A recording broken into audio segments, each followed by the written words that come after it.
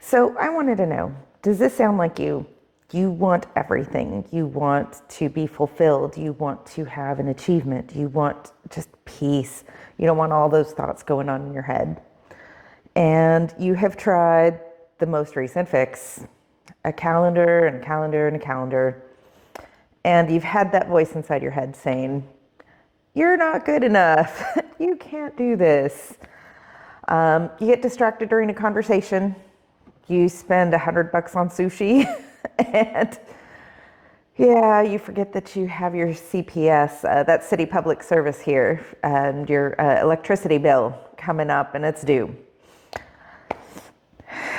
You got sticky notes everywhere and you have doom piles.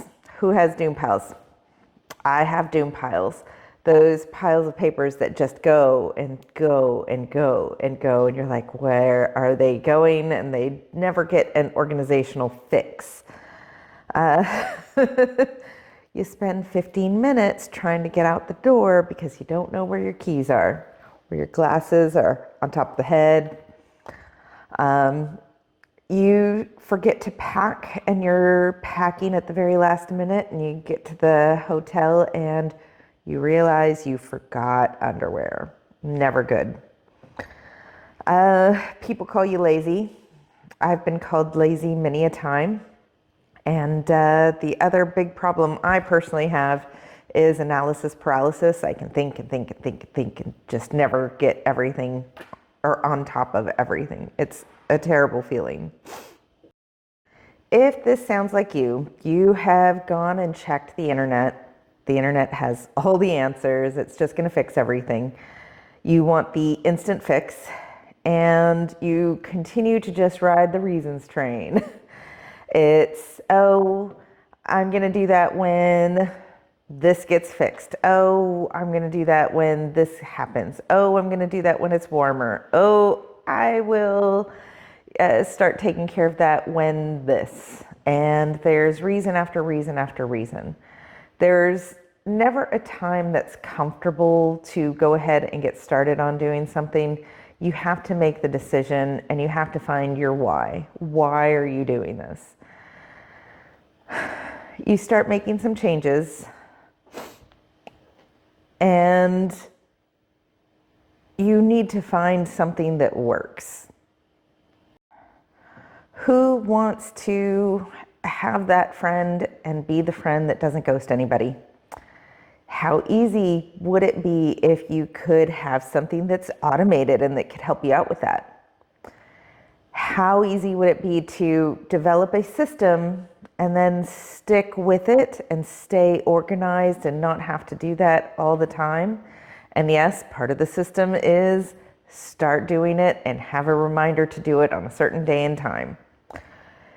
How nice would it be to get the promotion or get recognized for the work that you are trying to do? And how easy and nice would it be to not be late on a payment for your water bill, not have that shut down and turned off? There's a way to do that. So my name's Cecilia. I'm with Mind Body Clarity, company I started, and I want to help end overwhelm, really help you find true joy and inner peace. Really kind of help you talk to your mind in a kind way and not let your mind continue to talk to you rudely and take on the voices of everybody else who oftentimes we hear in our head. Mine can oftentimes be my mom. She loves me. She loves me. I also know that she wants the best for me. I also know that she doesn't always realize that what she's saying can sometimes be really painful, and I wanted to find that peace, and I had to start telling myself those same things. I know she wants the best for me. I know that it's coming from a place of love. I know that that's there. And by letting those stories go in my head and letting that inner critic just stop, well, not stop because you never really stop them, but I found peace. I don't know if y'all have ever done the math on this. If you have a fight one time in a week and you think about that fight or you think about that comment and it gets on you for an hour every day, you think about that for the next 5 or 6 days and you have that, thought, or you stay on it, and then you look at that, it ends up being somewhere around 5 years that your brain and your head stay on those thoughts. 5 years of your life. That is an incredible amount of time. Now, honestly, how much time do we also spend in the bathroom through our life? But something to think about. It's a lot of time to spend on those thoughts rather than kind of finding a way to say thank you thoughts and live life and enjoy it rather than be stuck on those. I'm lazy, so I'm just not going to start. So I want to help to end that overwhelm and to help manage that inner critic and really find joy and really be successful. So my signature program is called the Focus Formula, and I've helped a lot of people. I'm an occupational therapist. That is my trade. I got my master's degree, and this program is for adults with ADHD who are really dedicated to achieving success through personal growth. This is not a quick fix. It takes commitment and dedication. I also know that when I put in this work, I started getting successful, even more successful. I had a great mom who helped me with a lot of these steps without even realizing it. Learned a lot and really started me on the journey. And I want to help other adults to be able to do this too. I love helping people. That's always been my joy in life, and I want to help others. So, who has heard of Michael Phelps? I'm going to get to that in a moment. As with ADHD, sometimes we get distracted by the story we want to tell, but I want to get to this quote first. Every system is perfectly designed to get the results that it gets. It's by Paul Batalden. And I think of Michael Phelps because he also has ADHD, and he really struggled to find things. He had a mom who was really amazing, and her other kids really did well in swimming. And she saw Michael, who was told those same things that you and I are told. You're lazy. You're not going to make it. You need to shape up. You need to just do this, get this done. And he is now one of the most decorated Olympians of all times. She introduced him and she got him going with exercise. She got him going with Bob Bowman, who is a trainer and an authority figure for Michael Phelps. And he was not afraid to put Phelps through those practice drills. And he started him on a program. And in an interview with Michael Phelps talking about Bob, he says, "Bob, I didn't think that this was going to be a good match. I was the goofball. He was the taskmaster." Bob was very frank about my talents, my attitude, my inconsistent focus, and my dueling moments of indifference and determination. Speaking of, we are either indifferent if it's not our priority, and we are so determined when it is our priority and we want to do something. So Bob he talks about Bob and he continues and he says, "I had a realistic opportunity for success that other kids did not." He saw the opportunity and the skill in Phelps that others had not. But what really sets Phelps apart is his ability to harness the unique strengths of ADHD. He didn't view it as a limitation. And it's not a limitation. There are people who would love to have the skills that we have. He really embraced it and it became his driving force.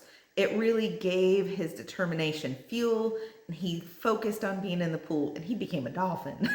I mean, that man just swims. So he swam and he swam and he swam, and he started using the systems, and Bob, his trainer, got him started on the system, and he optimized it and got it and drilled it down and again. And if we can unlock and set up systems for ourselves, we can do it too. And that's what Focus Formula aims to do. So introducing focus formula, there are 4 steps. Change your mind, change your life. And that's really the first thing that you look at is the mindset. All of this starts in our mind. We get 20,000 more negative comments than a neurotypical person does. 20,000. Can I say that again? 20,000 more negative comments. Neurodivergent people get 20,000 more negative comments than a neurotypical person does. That sucks. It's not our fault. Because we're different, we don't feel like we fit. And really becoming aware of those neurodivergent differences and really understanding them and learning how to use them and harness them is really important. So we've got mindset, neurodivergent differences. And third, we have our toolbox. There's a lot of tools out there. We'll go over this calendar in a moment, but we've been told just do it, just go through here. What works for me is not going to work for you in its entirety, but there's a lot of tools, and sometimes one tool will work and other times a different one will work, and some people need to switch between tools. But having that toolbox and having and building that awareness and really being able to make that blueprint for yourself is super duper important. So we've got the mindset, neurodivergent differences, learning your toolbox and setting up your toolbox, and fourthly, accountability and adaptation. So accountability is super important, and wanting to learn how to adapt that toolbox, how to adapt your mindset, how to be flexible, and really doing all of that is key. Mindset, neurodivergent differences, toolbox, and accountability and adaptation. So first, let's talk about mindset. Do you remember all those things that we keep getting talked about? I'm such a mess. I'm so lazy. I'm crazy. No wonder no one likes me. I'm going to fail, so why bother? Those are some of the thoughts that have come through my head. Most folks with ADHD struggle with these same things because we've heard those same comments about us said straight to our face, all of it. And it hurts my heart hearing it. And how about y'all? Have y'all had a lot of those? It's a terrible feeling. I'm working on not crying at the moment. But one of the biggest things and causes of failure and treatment failure is not believing in yourself. We self-sabotage. We take all those things that we've heard and we internalize them and we sabotage ourselves. A lot of people do this, not just folks with ADHD.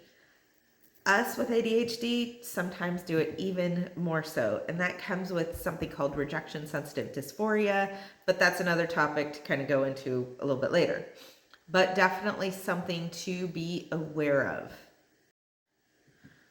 So who has just stayed home from a party and said, I don't fit in. I don't know how to have a conversation with somebody. I scare people away. They don't want to spend any time with me. So I'm just not going to go over there and I'm just not going to take part.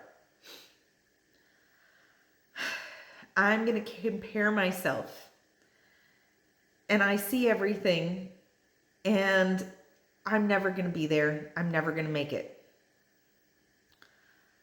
How many folks have drank a lot, smoked a lot, gambled, have problems with weight loss?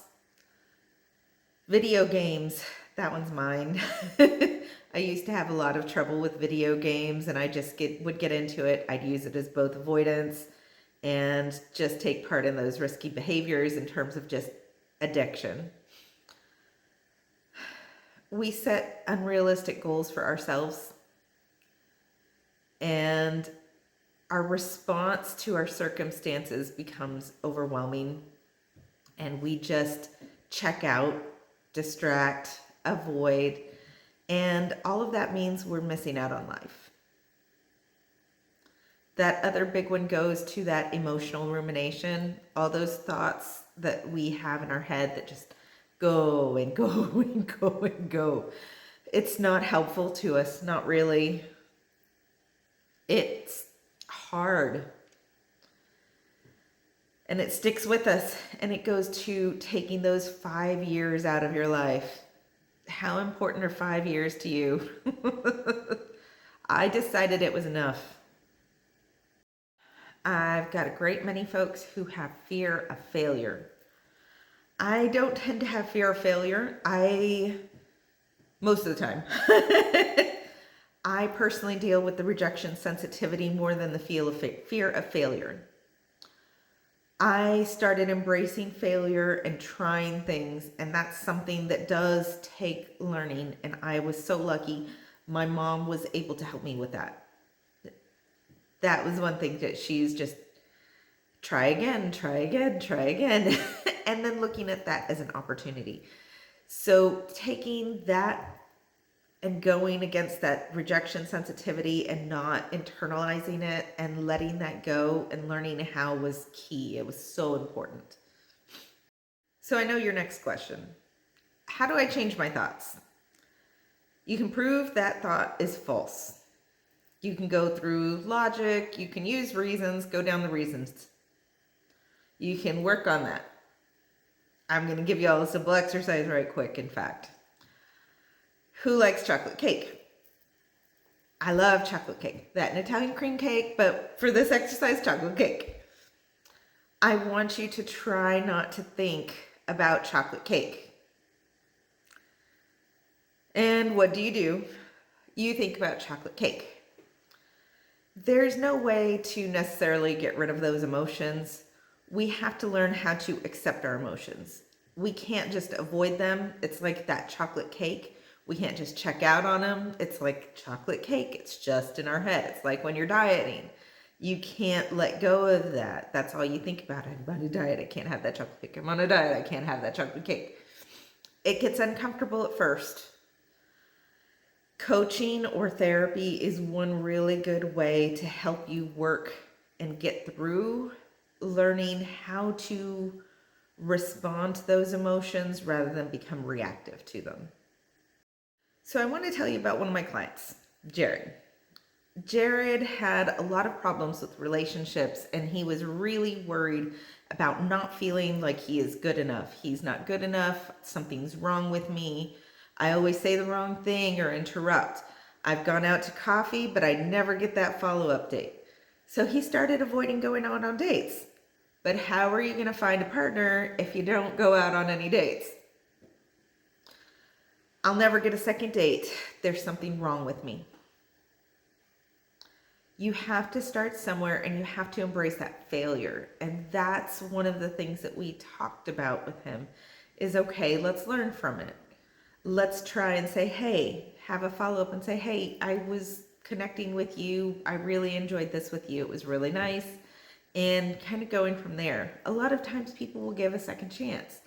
We helped Jared to work through a lot of that mindset to really start looking at things differently. Look at those challenges as opportunities for success.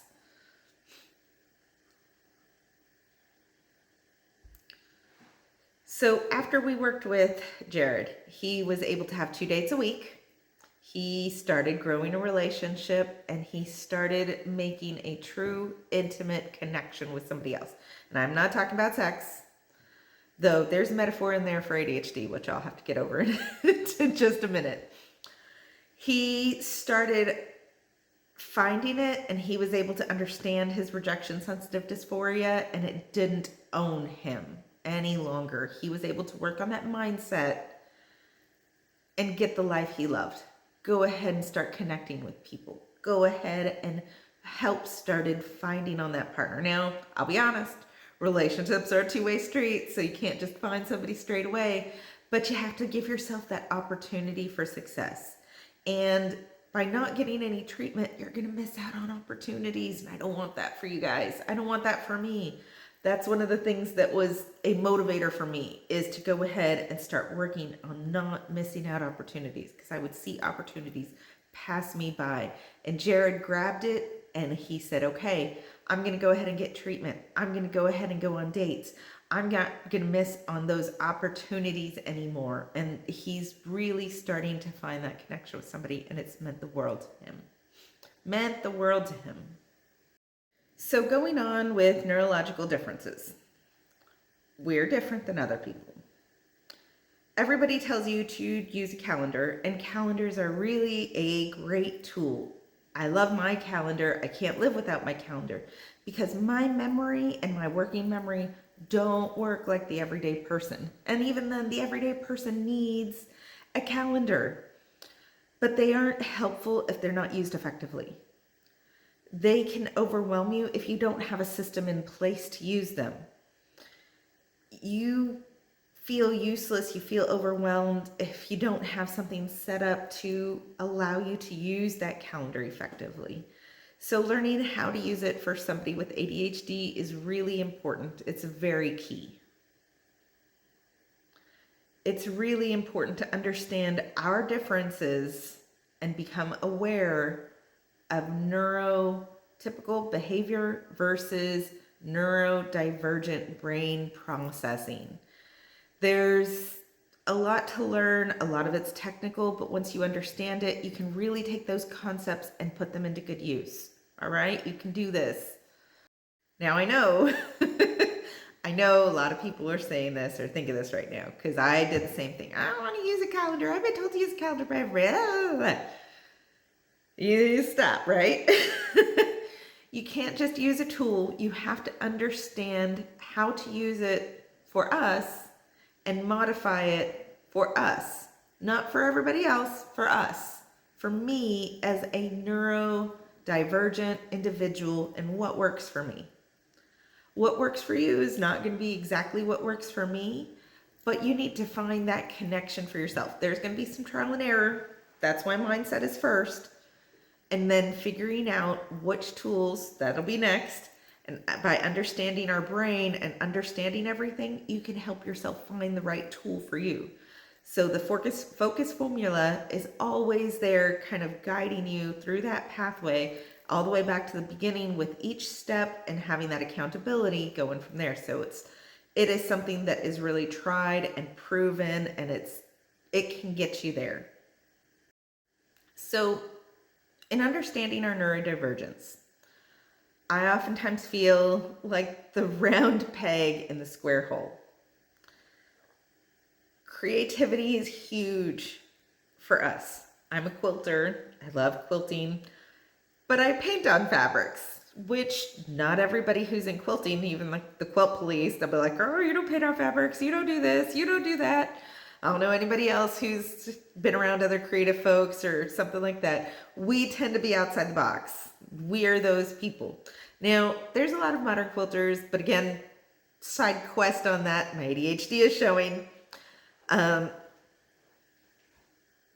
go down that pathway, and understanding how we use that and how that is benefit to us, and all of it is really important, and it's really key. So our pathways need a few different things, and really understanding that, the dopamine issues that come along with that, how we can work on making something gamified, how we can connect all those dots and use our pathways as a strength is really important to understand.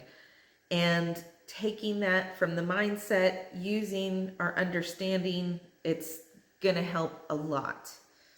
So I've talked about the calendar. I'm one of those folks who does use sticky notes and does go through there. Thankfully, I don't use them through there unless I need to see a visual. Speaking of, there's an analogy, I think I mentioned it earlier, to just get it done. Oh yes, I did mention it earlier. So one way that you can think about how the brain works for somebody with ADHD is it is like having ED for men. You can't get it up. It's instead of up. And we want to get it up, but we cannot do it. It is not really possible for us to just get it up. It's like having ED. We need reasons. We need something that's going to get us there. We need a lot of different things. By understanding our brain and understanding our patterns, we need to gamify it. We need to have desire. That's important. Another issue that we have as people who are neurodivergent with ADHD is time blindness and time estimation. We can't just get things done in one single time. So you need a set of tools to help you understand how you are with time and how you can start to get things done. We're kind of like the little blue pill. So tools can be useful, but like the calendar, they're not useful if you don't know what your triggers are as a neurodivergent individual. When you understand your neurodivergence, you're really empowered to adapt the tool to the problem, though we're really not a problem, but adapt the tool to ourselves, knowing our triggers, knowing what's going to work for us, really understanding how our neurodivergence works. We're going to take that and use the strategy that works for us, having the flexibility to adjust, knowing what will serve us, what will impede our goals, knowing our why. That is by far one of the most important things. Why? What drives us? What drives me? I like helping people. So for me, this came easily doing this as an OT. I love helping people to live their life, to be effective, to enjoy life. When you understand your neurodivergence, you're really empowered to use your habits for success. Success. Your habit becomes your system, becomes your action, which goes back into your habit, and it leads around and around, and we continue to improve and improve and improve. So with the mindset, understanding your neurodivergence, we start adjusting that attitude, and we start taking the behavior, and then we make a decision. We take action because we know which choices are available for us. We start seeing results. We start getting improvement. We start getting those dates. We start getting the new job. We start going ahead and connecting with others. We stop missing out on opportunities, which again helps us with our attitude, which helps us with our behavior. And maybe it worked on relationships at first, and then we go ahead and start taking action because we want to improve in our workplace. And then we start seeing results. And you see how that goes on and round, and you can make that happen.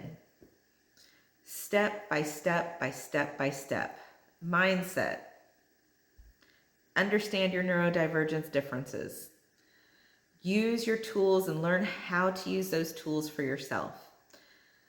Have accountability and adaptability, the flexibility. So I'm going to share with you Sharon's story. And Sharon's story is pretty personal to me because it's a lot like problems that I've had in the past and that I really work not to have anymore. I missed out on meeting my friend and I ghosted her and I didn't even realize it. And I feel terrible and guilty, and it just went through my head, and you can see where that goes into that mindset issue. I have forgotten. I have failed. You're going to forget and you're going to fail, and that's okay. You're going to keep trying. And you know why I say that? Because like I said, I have forgotten. I have failed. And I tried and tried again. So Sharon also wanted to move up in her workplace, in her work business. And she had tried a calendar. And she had forgotten it at home, and she didn't have it, and it wasn't so important to her. And so we helped her to find the strategy and how to use the tool in the best way for her. We helped her to find out and figure out how she could do what she said she was going to do. Because I want to be a dependable person. I want to be somebody who others can depend on for meeting up for coffee, meeting up and getting this job done on my desk, getting this paper turned in timely. I want to be that dependable person, and Sharon did too. So we helped her out. She didn't give up. She embraced failure, and she really understood her neurodivergent differences, and she started using the tools, and she embraced change, and she figured out what she wanted to be and who she wanted to be, her values. I don't know if you've ever taken a look at your values, and I have several times throughout my life. And when I did it last time, I really dug down and I looked at my values and who do I want to be in my workplace, in my work life? Who do I want to be in my personal life? And Sharon really looked at her work values. She wanted to be somebody who the boss could come to and say, hey, Sharon, do you want this? Yes. Well, you do this and we can give you that.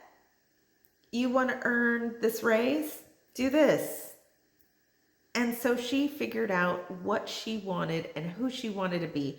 And once she really understood those things and understood how to manage and understand her ADHD and understand her neurodivergence, understand her triggers, she took those steps and she was able to overcome. She didn't give up. She tried one thing, she tried another. Don't give up either. So we're going to start talking now about what's in our toolbox. All right. You've had a lot of quick fixes. You've been told so many different things. Everybody's been told the calendar. Everybody says change your habits, routines, your values. Look at that. What are your triggers? Do you know what's this? Do you know what's that? Continuing and going forward from there. So learning how to use those tools effectively and the right ones for yourself takes a process, takes a time, and takes a system. I'm going to give you a quick trick though. One of the biggest and best things you can do for yourself. You want to be the thing? Then put yourself around the thing. Normalize it. Set yourself up for success around the thing. So you want to be around people and have good relationships and connections with people? Go be around people. Do not avoid. Go to the party. When somebody asks you out to the coffee, say yes. Or go ask, hey, anybody going out to coffee tonight at the work job or wherever you're at? Go ahead and connect with somebody in line at the Starbucks. Try all sorts of different things. I've talked to way too many people on the subway though. I don't live in a town with a subway, but I talk to people on the subway and some are, and I know some people are not those type of people. And I'm definitely not an extrovert. I'm very much an extroverted introvert. But I know that building those skills is super duper important. And to become the thing, put yourself around the thing. Practice the thing. Do the thing. Normalize it. If I want to be somebody who earns a lot of money, I need to be around other people who make a lot of money. They work hard. I see what their habits are. I see what their routines are. I see what's going on with them. I talk to them about it. Do I want to be somebody who is X? Do I want to be somebody who is Y? Go be around those types of people. Go be around those who have already done it. Normalize it. For example, somebody who's walking or having trouble walking. They have a knee replacement and they want to walk again. Well, you don't walk around without shoes. You need to put on shoes and start walking with shoes to be able to get back into the community and go walk with shoes. That's one of the simplest and other ways that you can see it, by physically seeing something. It is possible, but that is one of the best tricks that I can tell you to do. Same ideas coming up next as well, but some things to think about, food for thought. So, who wants to have cavities? Who wants to have their teeth drilled? No. So what do? Brush our teeth, floss our teeth. If you want to run, keep your shoes out. Have them by the door. Have them by your treadmill. Have your gym bag ready. Put them on. It's going to go for a run. You want to save money? Make it part of your habit. Go ahead and start looking at a money app every day. Go ahead and look at what you spent every single day. Understand what your income is. Understand what your outgoing expenses are. Don't want to miss an appointment? Make it easy. Remind yourself. Put it on the calendar. If you don't want to miss something, put it down, write it down. You want to be a good friend? Make it automated. Hey, if you want to be a friend, be a friend. That means reaching out, putting yourself out there, being vulnerable, sharing. Be a good friend. There's an automation that you can do that can look at your contacts or have a contact or use a list and say, okay, who are you going to contact today? Have your list of like 50 people. Maybe your list on Facebook and say, okay, who am I going to, reach out today? Be a good friend. All of those are different ways that you can really connect with others. Those are a few different tools. Those are some habits that we already use. And then we can help you put all of those together to help reach your specific goal. And again, you change that mindset, you become aware of those neurodivergent differences, you start using the tools, and we can help you find those tools, fit them in all together, because it's never just one quick fix. It's a mix of different things, and put that together. Having that accountability and that adaptability all together can help you find that success and that fulfillment and joy that you are looking for. So I was talking earlier about values. I listed a few of them. Reliability is always a big one to me. Trust, integrity, confidence, quality. Those are my values, or those are some of my big values. They're your why. And when you have your why, they help you determine your toolbox and how effective your toolbox can be for you. And it really determines all of that together. And it can be your success. It can help you to get from one point to another point.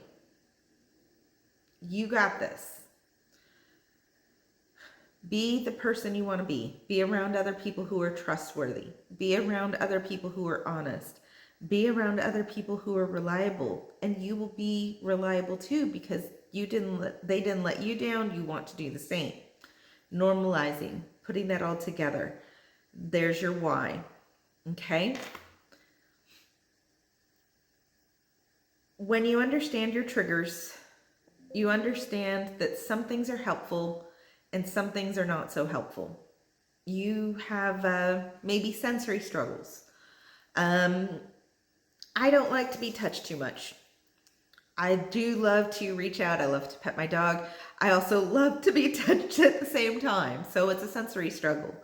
That's something that oftentimes happens with people with ADHD, autism, any of those things. Some things that are great that can be helpful is a TV show. If I have a TV show on in the background, I'm going to be able to fold my laundry.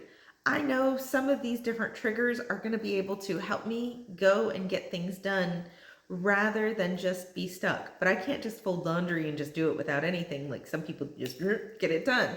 No.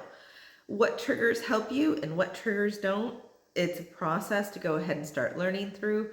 And that's something that helps you to figure out those right tools for yourself. So let's talk about Aaron. Aaron is somebody who I helped. Crazy guy. He loved to run at 4 o'clock in the afternoon. He's out of Houston and crazy. Loved running at 4 o'clock during the heat of the day. But he's triggered by sounds that are distracting. He had trouble getting into the go zone, into the activity zone. He wasn't aware of his best times, but we won't get started about his soccer times and his running times. He just got triggered by a few different things on his sensory system. So he had to learn how to respond to that rather than be reactive, to not reach out and just get get mad at anybody, not just yell at his kid. So we helped Aaron by helping him get some bone conduction earphones. This helped him to not have too many sounds. He would plug his ears. He would exercise in the morning instead of at 4 o'clock. And he specifically enjoyed his soccer matches. So he would watch some of the ones that are over from Europe that were on, or he'd tape them. Those would get him going.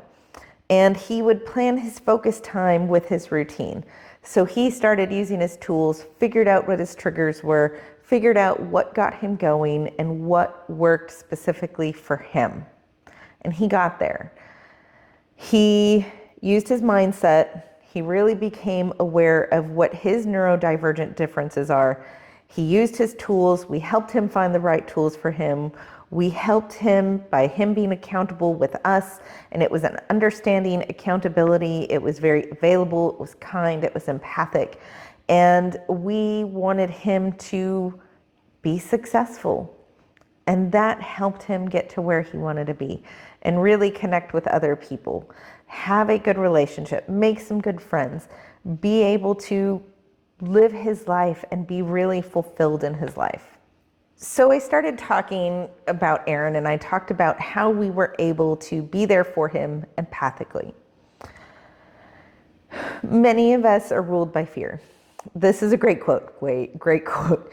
May your choices reflect your hopes, not your fears. I would rather not regret something and be successful and go based on what I hope for rather than what I'm afraid of. If I'm so afraid that I'm going to be shot in the middle of the street that I never leave the house, that's going to lead towards me missing out on a lot of opportunities. That's living by my fears. There's somebody who wrote something, Doi Zantamata, and I'm going to go ahead and read it out to you. Decisions. We can think about things, turn them over and over in our minds millions of times, play out possible scenarios, but really when it comes down to it, you have to go with your heart and move forward. Maybe things go well. Maybe they'll turn out poorly. Every decision brings some good, some bad, always some lessons, and sometimes we get a bit lucky. She finishes that quote with, "The only thing that's for sure is that indecision steals away many years from many people who wind up wishing they just had the courage to leap." Indecision is kind of that same thing with mindset and losing that time. We're so afraid to take that leap and so afraid to get help and so afraid of criticism, all of it, that we don't take that next step. And that's pretty darn scary. Okay, so this is one of my favorite quotes. Insanity is doing the same thing over and over again and expecting different results. If I keep looking for quick fixes, I'm not going to get there. I'm going to be frustrated. I'm not going to be a happy camper. I got help. I went to counseling because I was struggling mostly with the mindset. I struggled with fear. I had problems with avoidance. Forget everything and run. Instead of looking at it that way, I chose to change my perspective and look at it as face everything and rise. I can do this. There's an opportunity. So I want you to not let that fear bother you. I want you to look at the different types of accountability. I want somebody who can give me a hand and help me with my community. I don't want somebody who's going to go slap and give me a lot of that negative feedback. You can't do this, you're too lazy, da da da da.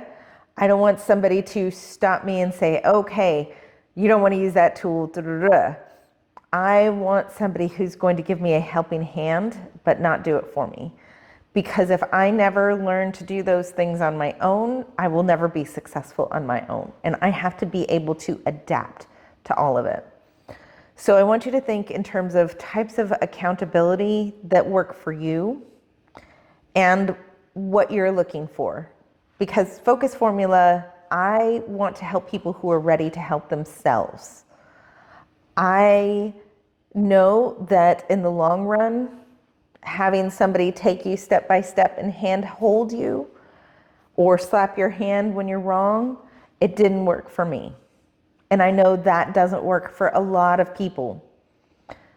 So when you are looking for something, consider that yourself as well.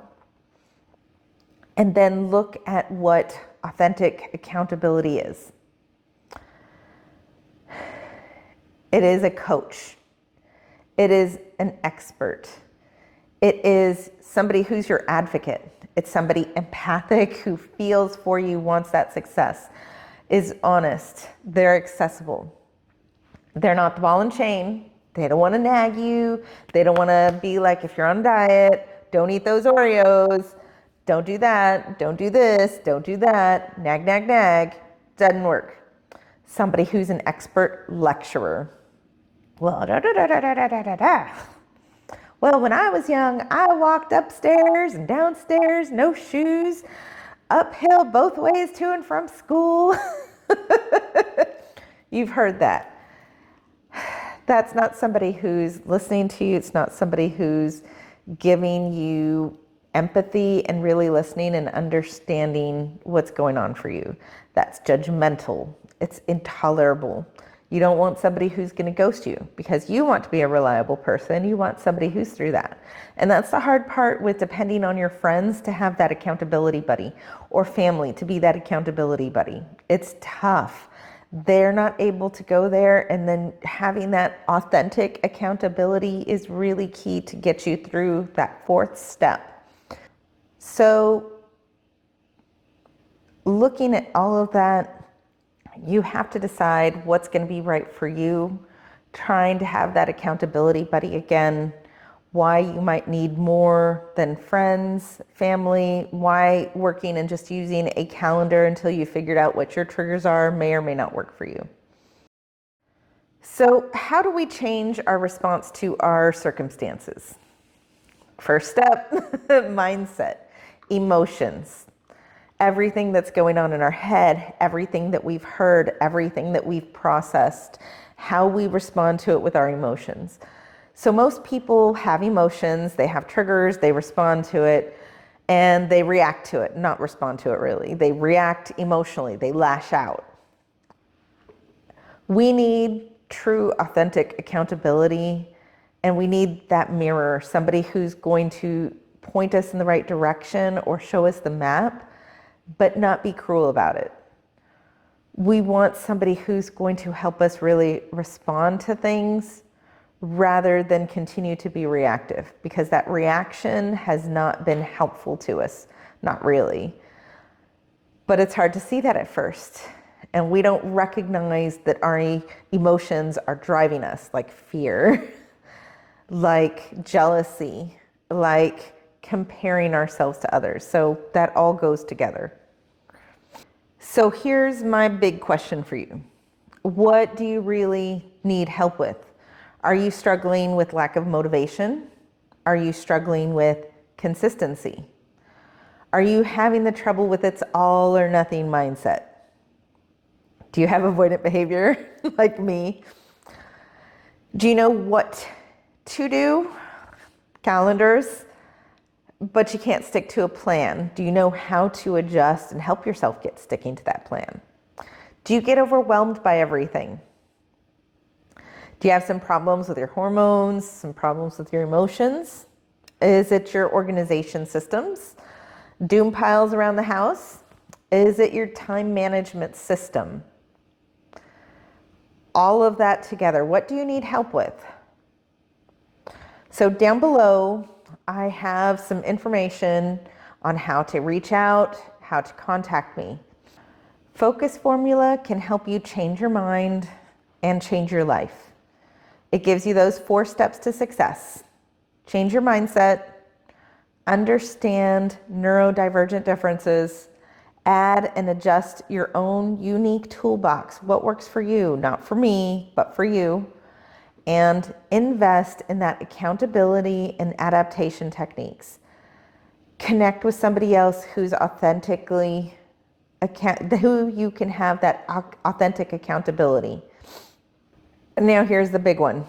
You have an important decision to make. You can stay exactly where you are. You don't make any changes, and you keep on researching, hoping to find more answers. You can start implementing the 4 steps to a successful life today, and you can start taking action. Remember that contact information down below? On my website, there's a place to contact me, free phone call. We can get connected and get set up to talk about what might be an ideal situation for you, what's going to work for you, and where you can go from here.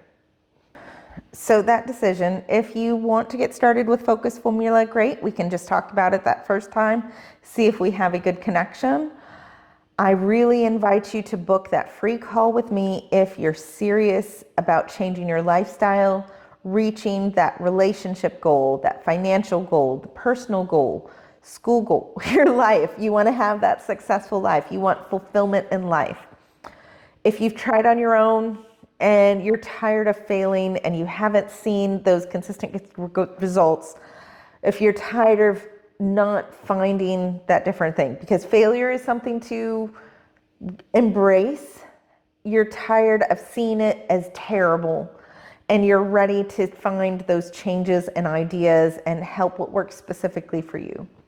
You don't want to waste any more time, and you're ready to take action as soon as possible. Give me a call, book a call with me. It's set up on the calendar.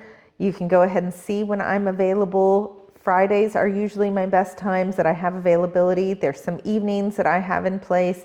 Those do get grabbed up pretty fast though. So some things to think about. So I understand if you're not ready. It took me a while. I had to kind of come to terms with what was going to work best for me before I decided to go get help, before I knew where I wanted to go from here. If not, you are free to go ahead and get started on my newsletter. Learn about some more stories that may help point you in that right direction. Read up on my blog, see what else I'm talking about on Instagram, on Facebook.